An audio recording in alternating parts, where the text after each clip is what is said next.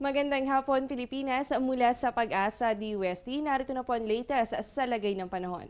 Mga kababayan, ngayong araw po ay patuloy nating binabantayan ng low pressure area o LPA sa labas po yan ng ating Philippine Area of Responsibility. Pero ayon naman po sa Pag-asa, ay hindi naman po ito inaasahan na papasok sa ating boundary.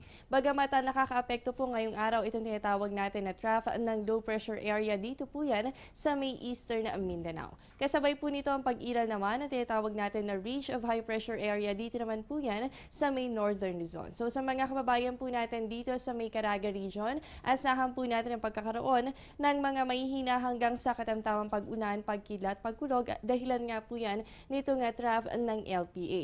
At dito naman po sa may northern Luzon, asahan po natin ang fair weather condition, liban na lamang po sa pagkakaroon ng bahagyang maulap na kalangitan. At dito po sa Metro Manila at sa nalalabing bahagi po ng ating bansa, asahan po natin na magpapatuloy ito nga good weather condition, pero asahan pa rin natin na mamayang hapon o kaya naman po ay mamayang gabi, posible pa rin tayo makaranas ng mga pulupulong pag-ulan o pagkidlat at pagkulog.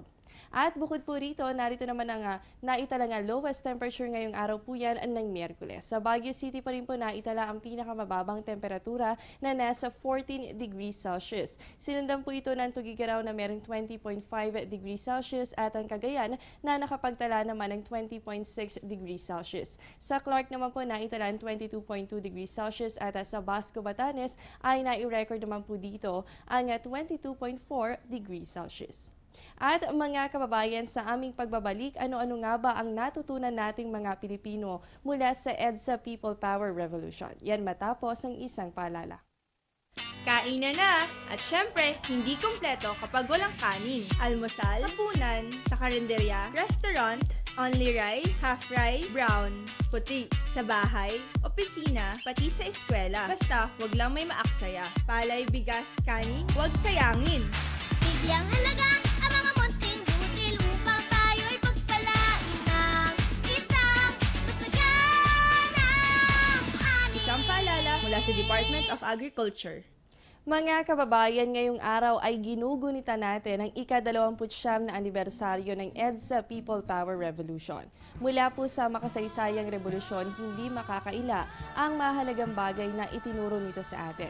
First, there is strength in unity. Naging patunay po ang EDSA People Power Revolution dahil naipakita nito ang lakas ng sambayanan, lalo na kung tayo ay merong iisang pinaglalaban. Second is, there is power in democracy. Nang makamit ng sambayanan ng demokrasya, napatunayan po nito ang kapangyarihan ay tunay na nasa kamay nating mga Pilipino. Pero kaakibat po nito ang malaking responsibilidad, ang ipagpatuloy at alagaan ang kalayaang tinatamasa.